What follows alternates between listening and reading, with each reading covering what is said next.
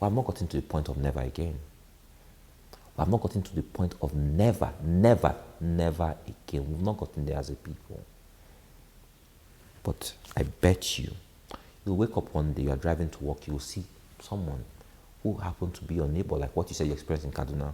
But this time around, not a religious crisis, a hungry person who will eat you because you are driving a car that seems fancy to him. He has no other choice. As the economy gets worse, as the suffering gets worse, you will see what's going to happen. Nigeria has failed. We need to be clear on the fact that Nigeria has failed. Well, if you were to be the president? If I were to be president of Nigeria, Nigeria wouldn't be in that state. But if I were to come into there as president of Nigeria, first thing I will do in area of security is this. The civil defense and police will contribute 100,000 men between them that will join the army. We will train them 1 month, 2 months, rapid, massive training, so that they can join the war effort. Send them across the country, take on these people.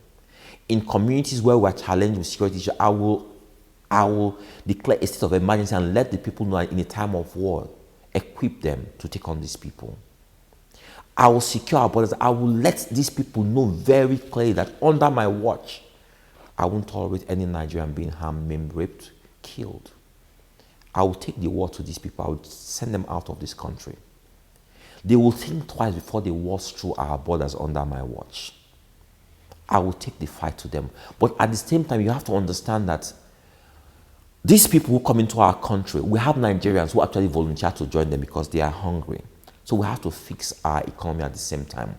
We need talented people who are equipped, who know what to do. So we have to get the right people to man the right sectors.